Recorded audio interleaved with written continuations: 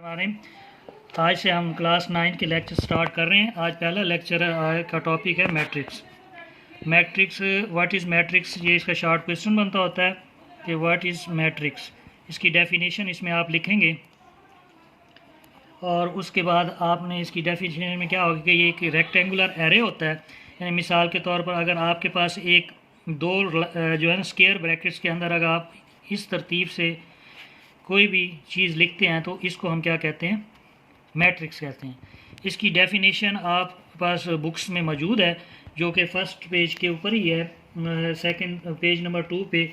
A rectangular array are a formation of a collection of real numbers से 0 1 2 3 and 4 and 7 in such way 1 2 3 0 4 2, then you can call it matrix। आगे kinds of matrix आ जाएगा, उसमें हमारे पास जो पहली है matrix वो आ जाएगी हमारे पास रो मैट्रिक्स। रो मैट्रिक्स कौन सी मैट्रिक्स होती है? वो ऐसी मैट्रिक्स होती है जिसमें सिर्फ और सिर्फ एक रो, जैसे 2 3 4। और हम जब भी किसी मैट्रिक्स को डिनोट करते हैं या किसी उसे हम क्या करते हैं, कैपिटल अल्फ़ाबेट से डिनोट करते हैं। A B C D जो भी हम अल्फ़ाबेट लिखेंगे वो कैपिटल लिखेंगे। और अगर हमने कोई मैट्रिक्स लेनी है और उसमें इंग्लिश अल्फ़ाबेट्स लिखने हैं तो हमेशा जो मैट्रिक्स के अंदर जो के उनके एलिमेंट होंगे वो हमेशा स्मॉल लेटर में लिखेंगे और कैपिटल लेटर से उसे डिनोट करेंगे। पहला है row matrix. Row matrix are matrix in which there is a one row. And जो सेकंड वन आ जाएगा वो आ जाएगा कॉलम मैट्रिक्स।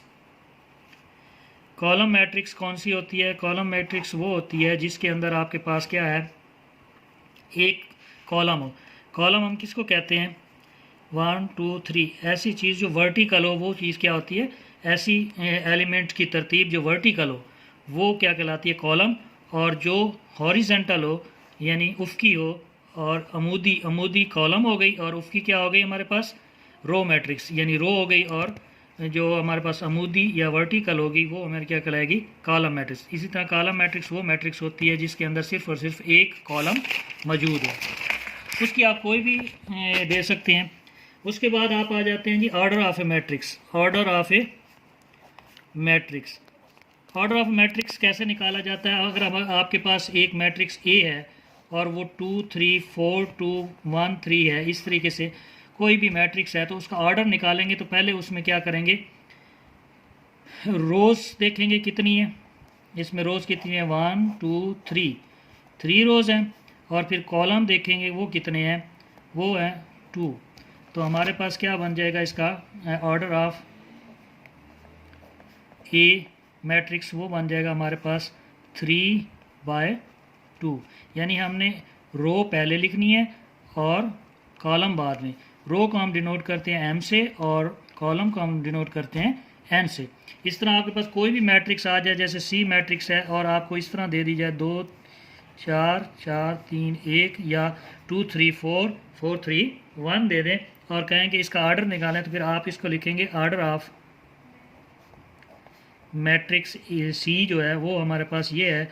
इसमें कितनी रोज़ हैं?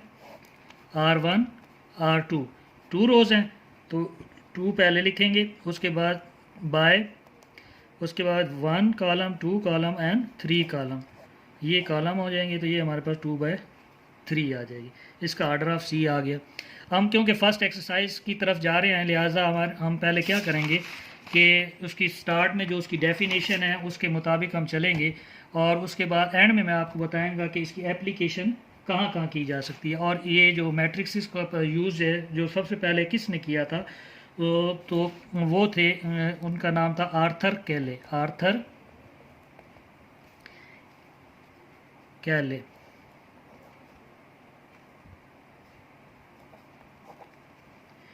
आर्थर कैले ने सबसे पहले जो थ्योरी ऑफ मैट्रिक्स को जो है ना 1858 में इंट्रोड्यूस करवाया था। और इसकी जो इसकी एप्लीकेशन है वो जो है हमारे पास किस किस में हो सकती है? स्टैटिस्टिक्स में हम अप्लाई कर सकते हैं। उसके अलावा हमारे पास एस्ट्रोनॉमी में अप्लाई होती है, उसके अलावा फ़िज़िक्स में होती है ये, और इलेक्ट्रॉनिक्स में भी यूज़ होती है, और branches of other branches of science, मुख्तलिफ ब्रांच जो साइंस की हैं उसमें इस्तेमाल होती है। यानी इसकी एप्लीकेशन जो है, एप्लीकेशन ऑफ मैट्रिक्स क्या है?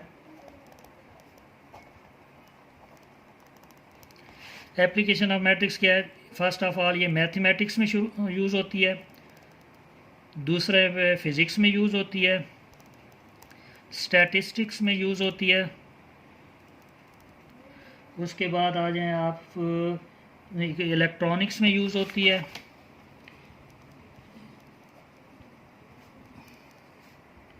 उसके अलावा जो है ना काफ़ी सारी जो अदर ब्रांचेस हैं हमारे पास साइंस की, उसमें ये यूज़ की जा होती है या अप्लाई की जा सकती है ऑफ साइंस। अब हम चलते हैं नेक्स्ट डेफिनेशन की, वो है इक्वल मैट्रिक्स। इक्वल मैट्रिक्स यानी मसावी कालिब, यानी मसावी कालिब। मैट्रिक्स को उर्दू में हम मसावी कालिब कहते हैं, क्योंकि ये वीडियोस मैं दोनों लोगों के लिए बना रहा हूँ, इंग्लिश मीडियम के लिए भी और उर्दू मीडियम के लिए भी, तो इसलिए मैं साथ साथ उसका उर्दू जो है ना तर्जमा भी साथ साथ कर रहा हूँ। इक्वल मैट्रिक्स मीन मसावी कालिब। अब इसके लिए दो कंडीशंस का होना ज़रूरी है। फर्स्ट ऑफ ऑल क्या है जी? ऑर्डर ऑफ मैट्रिक्स इक्वल हो। ऑर्डर ऑफ मैट्रिक्स जो है ना वो इक्वल होनी, यानी जैसे हमारे पास दो हैं, ए इज इक्वल टू 2 4 3 1, और सेकंड हमारे पास है 2 6 माइनस 2 1 प्लस 2 एंड 1 माइनस 0। ये टू हमारे पास जो है ना मैट्रिसेस हैं ए और बी। अब हमने देखना है कि ये इक्वल है या नहीं है। उसके लिए सबसे पहले हम आर्डर देखेंगे। ये देखें, इसमें 2 रोज़ 2 कॉलम है, इसमें भी 2 रोज़ और 2 कॉलम है। तो इसको हम देखेंगे कि ये आर्डर बराबर है या नहीं है। अब इसमें देखें 2 बाय 2 है इसका आर्डर, और इसका भी 2 बाय 2 आर्डर है। तो पहली कंडीशन तो मुकम्मल हो रही है कि order of matrix A is equal to order of matrix B. और सेकंड जो है हमारे पास वो है इसकी कंडीशन की इसके कोरेस्पॉन्डिंग एलिमेंट भी इक्वल होने चाहिए। कोरेस्पॉन्डिंग एलिमेंट भी इक्वल होने चाहिए। फर्स्ट एलिमेंट ये 2 है, इसका भी फर्स्ट एलिमेंट 2 है। कोरेस्पॉन्डिंग से मतलब है कि जो फर्स्ट ए मैट्रिक्स है उसका फर्स्ट एलिमेंट भी वही हो जो बी का है।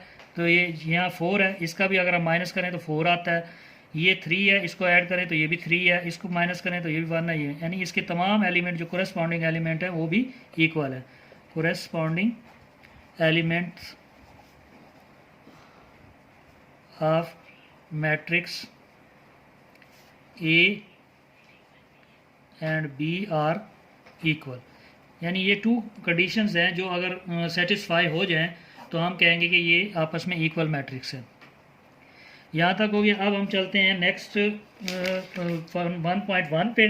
तो एक्सरसाइज जो 1.1 है आपकी, उसमें के जो पहले क्वेश्चन है ना वो तो है आपके लिए जो है ना एक किस्म की ऑब्जेक्टिव है, यानी जस्ट आपने बताना है। फर्स्ट क्वेश्चन में आपने बताना है कि इनका मैट्रिक्स का आर्डर क्या है, ठीक है, और सेकंड में आपने बताना है कि कौन सी ये जो है मैट्रिक्स आपस में इक्वल है। तो क्वेश्चन 1 और 2 तो इजी हैं, जो आप इजीली आप कर सकते हैं। मैं यहाँ आपके लिए सॉल्व करूँगा क्वेश्चन नंबर 3, और ये शॉर्ट क्वेश्चन के लिए बहुत इम्पॉर्टेंट क्वेश्चन है। ये अक्सर जो हमारे जितने भी बोर्ड हैं पंजाब के, उन सब में ये आ चुका है। तो क्वेश्चन नंबर 3 की जो हमारे पास है वो कहता है जी कि हमारे पास 2 मैट्रिक्स हैं, A plus C, A plus 2b and C minus 1, 4d minus 6 is equal to 0, -7, 3 and 2d। अब इस क्वेश्चन में वो कहता है कि ये इक्वल है, हमने इन्हें इक्वल नहीं करना, या हमने ये चीज़ नहीं देखनी कि ये वाकई ये इक्वल है या नहीं है। इन्होंने हमें कंडीशन दे दी है कि ये दोनों आपस में इक्वल हैं। आपने जस्ट ये करना है कि A B and C and D की वैल्यू फाइंड आउट करनी है। उसके लिए हम क्या करेंगे, अब क्योंकि ये इक्वल हैं तो इसकी फर्स्ट कंडीशन तो ये है कि आर्डर दोनों का इक्वल है। सेकंड कंडीशन में वो कहता है जी corresponding elements of matrix are equal होते हैं। तो क्योंकि ये उन्होंने इक्वल दे दिया तो इसका मतलब है इसके जो कोरेस्पॉन्डिंग एलिमेंट भी होंगे वो सारे आपस में इक्वल होंगे। इसके लिए हम क्या करेंगे, ये फर्स्ट का ए प्लस सी है, सेकंड का 0 है, तो ये इसके इक्वल हो जाएगा। इसे हम फर्स्ट इक्वेशन बना देंगे। इसके बाद सेकंड इक्वेशन हमारे पास क्या आएगी, ए प्लस 2b, ये सेकंड इसका एलिमेंट है तो उसके सेकंड एलिमेंट के इक्वल होगा, -7 आ जाएगा। फिर हम थर्ड बनाएंगे तो थर्ड हमारे पास क्या आएगी, वो आएगी कि हमारे पास C-1 इसका थर्ड है, और जो हमारे पास थर्ड वन है इसका वो 3 है। C-1 इज इक्वल टू 3 आ जाएगा, ये थर्ड इक्वेशन बन जाएगी। उसके बाद 4D - 6 is equal to 2D आ जाएगा, 2D उसका फोर्थ है। तो ये हमारे पास 4 इक्वेशन बन जाएंगे, यानी 4। अब इन इक्वेशंस को सॉल्व करके ना हमने क्या करना है, इनका आंसर निकालना है। तो सबसे पहले हम क्या करेंगे, जो हम इक्वेशन हम देखें, फर्स्ट इक्वेशन में हमारे पास 2 वेरिएबल है A और C। अब दोनों की वैल्यू में से एक की वैल्यू मालूम होगी तो हम उसको मालूम कर सकते हैं। अगर A+2 भी सेकंड में है, सेकंड में भी 2 वेरिएबल है जिनको हम जो है ना सॉल्व करके भी आंसर नहीं निकाल सकते। या तो हम ये चीज़ करें, एक चीज़ ये है कि हम इन दोनों फर्स्ट और सेकंड को आपस में सब्ट्रैक्ट कर दें तो एक कैंसिल हो जाए तो फिर भी हमारे पास 2 बचते हैं, यानी हमारे पास वैल्यू किसी की नहीं आती। फिर हम देखेंगे थर्ड पे, अगर हम थर्ड में देखें तो इसमें सिर्फ एक है, और फोर्थ इक्वेशन देखें तो उसमें भी सिर्फ एक वेरिएबल है। तो हम इन दोनों को सॉल्व करके वेरिएबल की वैल्यू निकाल सकते हैं, और इन वैल्यूज़ को यूज़ करते हुए फर्स्ट एंड सेकंड में तो हम बाकी की भी निकाल सकते हैं। तो हम सबसे पहले क्या करेंगे, solving equation 1 third and fourth. इन इक्वेशन को सॉल्व करेंगे। First C-1 is equal to 3। अब आप 8th क्लास तक पढ़ चुके हैं कि आप जब भी इक्वल से, ये हमारे पास 4 साइंस होते हैं, plus, minus, multiplication and division, और जब हम इस प्लस को इधर लेके जाते हैं इक्वल से दूसरी साइड पे तो वो माइनस में चेंज होता है।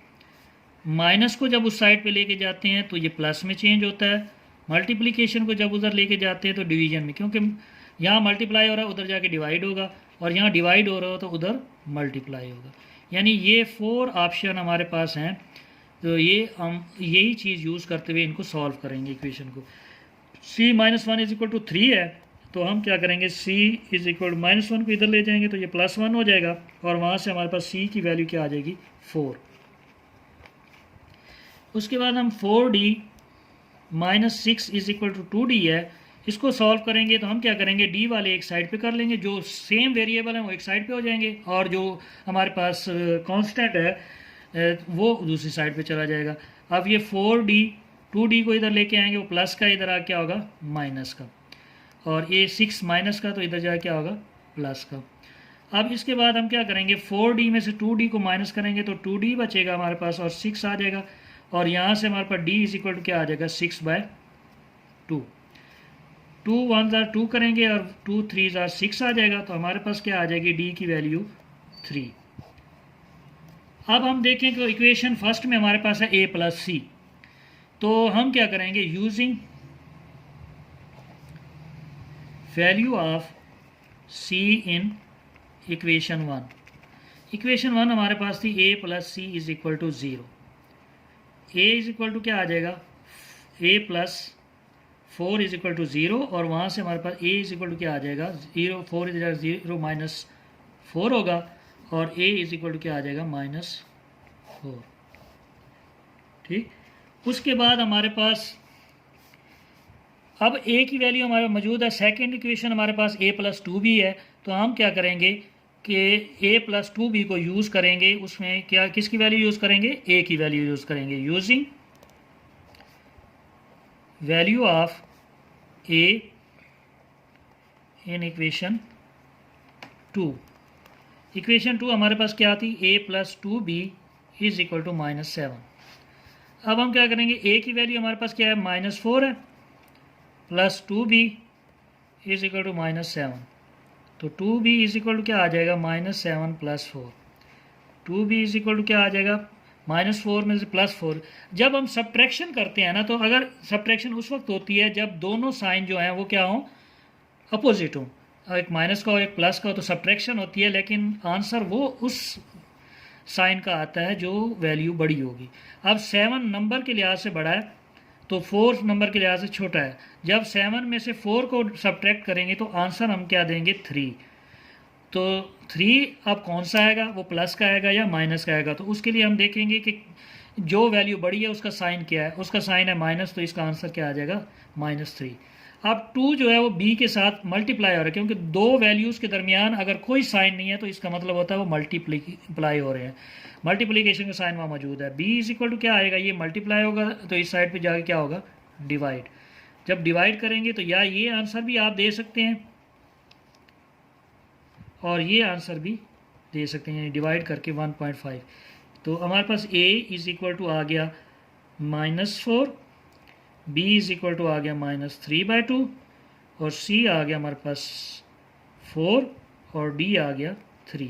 ये इसका आंसर। अगर हम अपना जो आंसर है वो चेक करना चाहते हैं कि ठीक है या नहीं, तो हम इसकी जो है ना वैल्यूज़ अगर पुट करके देखें, यहाँ पे हमारे पास क्या है, a+c है, यहाँ a+2 भी है, यहाँ c-1 है, यहाँ 4d-6 है, इज इक्वल टू यहाँ 0 है, यहाँ -7 है, यहाँ 3 है और यहाँ 2d है।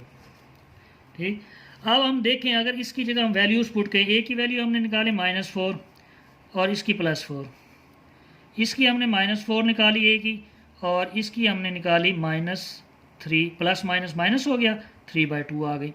इसकी हमने निकाली c की 4 -1 आ गया, 4 और d की वैल्यू क्या निकाली हमने, 3 -6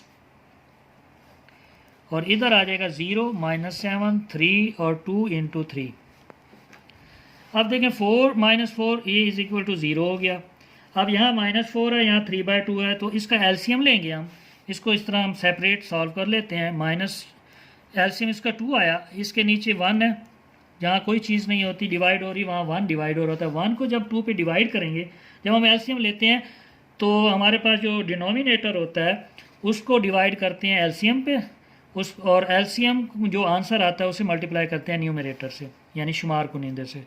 नीचे वाले को मखरिज कहते हैं उर्दू में, ऊपर वाले को क्या कहते हैं, शुमार कुनिंदा।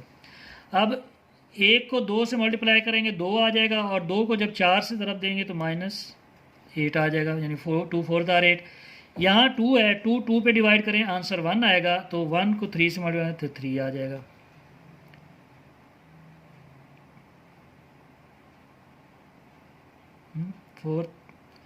-4 है ना, यहाँ 2 है, यहाँ 2 होगा, 2 से माइनस होगा तो हमें इसके एलसीएम लेने की ज़रूरत नहीं है। 2 से मल्टीप्लाई हो जाएगा तो 2 से कैंसिल हो जाएगा, -4 -3 -7 आ जाएगा, 4 में से 1 गया 3 आ जाएगा, और उसके बाद 4 3 12, 12 में से 6 गया 6 आ जाएगा, और इज इक्वल टू आ जाएगा 0 -7 3 और 6।